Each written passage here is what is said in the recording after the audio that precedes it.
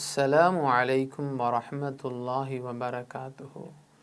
அல்ஹம்துலில்லாஹி ரப்பில் ஆலமீன் வஸ்ஸலாத்து வஸ்ஸலாமு அலா சய்யிதினா முஹம்மதி வ அலா ஆலிஹி வ அஸ்ஹாபிஹி அஜ்மஈன். அம்மா பஅது.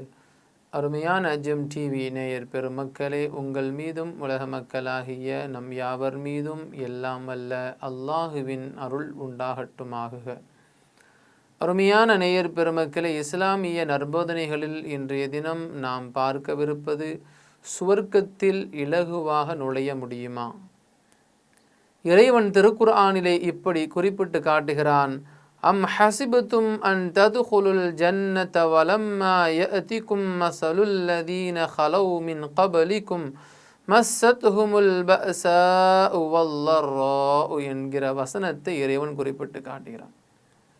உங்களுக்கு முன் சென்றோர் ஏற்பட்டது போல் உங்களுக்கும் ஏற்படாமல் சுவர்க்கத்தில் நுழையலாம் என்று எண்ணிக்கொள்கிறீர்களா?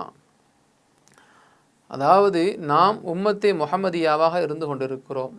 இதற்கு முன்புள்ள மூசா நபியினுடைய சமூக மக்களாக இருக்கட்டும், நூஹ் நபியினுடைய சமூக மக்களாக இருக்கட்டும், லூத் நபியினுடைய சமூக மக்களாக இருக்கட்டும், இப்படி ஏராளமான சமூகங்கள் வாழ்ந்து சென்றிருக்கிறார்கள்.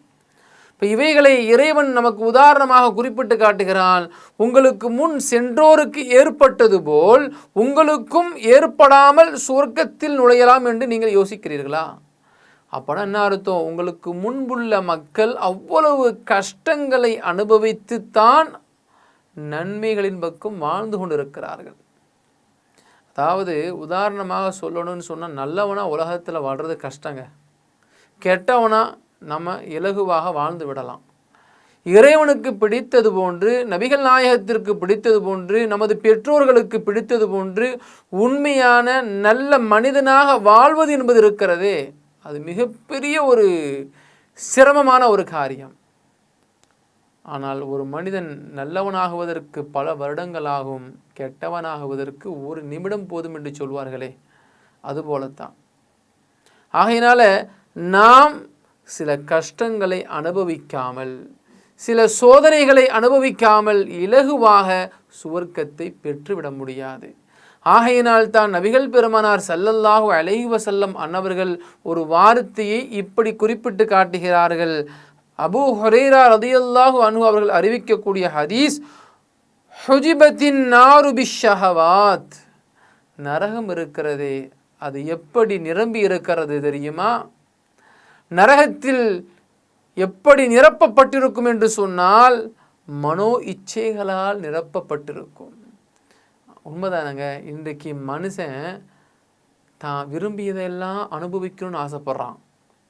அது நல்லதாக இருந்தால் என்ன, கெட்டதாக இருந்தால் என்ன, அது ஹராமாக இருந்தால் என்ன, ஹலாலாக இருந்தால் என்ன, எப்படியோ நாம் இந்த உலகத்தில் பிறந்துட்டோம், நம்ம வாழ்ந்து அனுபவிக்கணும்.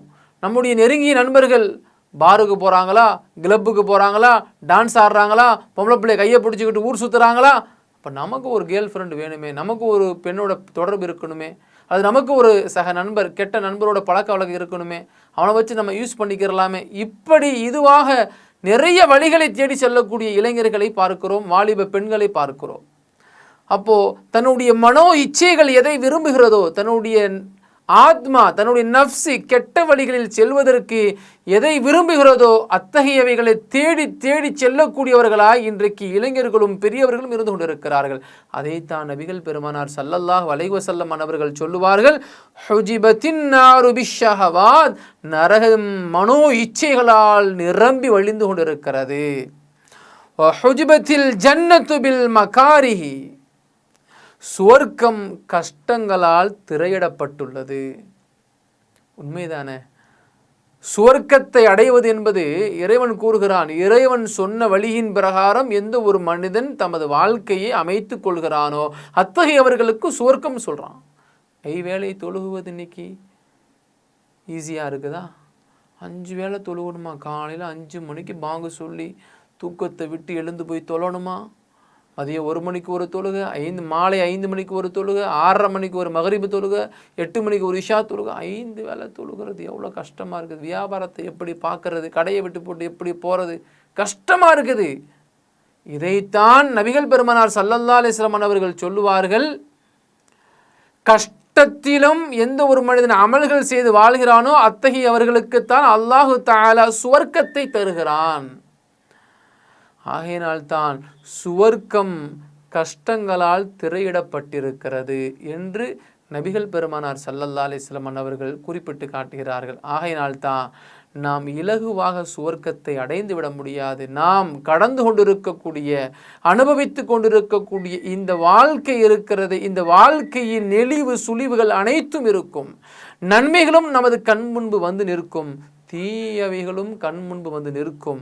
தீயவைகளை விட்டு தவிர்ந்து நன்மைகளை மட்டுமே எந்த ஒரு மனிதன் தேர்வு செய்து நமது வாழ்க்கையில் நன்மையை எவன் ஒருவன் சேமிக்கக்கூடியவனாக இருக்கிறானோ அவனுக்கு அல்லாஹ் சுவர்க்கத்தை கொடுப்பான். ஆனால் எந்த ஒரு மனிதன் இப்பேற்பட்ட ஒரு நிலையில் வாழ்கிறார்களோ அவர்களுக்கு நரகம்தான் கிடைக்கும் என்று நாம் குர்ஆன் ஷரீஃபினுடைய வசனங்களை பார்க்கிறோம். அருமையான பெருமக்களை, கிடைத்த வாழ்க்கையை நன்மைகளால் அலங்கரிப்போம், சுவர்க்கத்தில் இலகுவாக நுழைவோம். அல்லாஹ் அதற்கு உதவி செய்வானாக. அஸ்ஸலாமு அலைக்கும் வரஹ்மத்துல்லாஹி வபரகாத்துஹு. இன்ஷா அல்லாஹ் மீண்டும் நாளை சந்திப்போம்.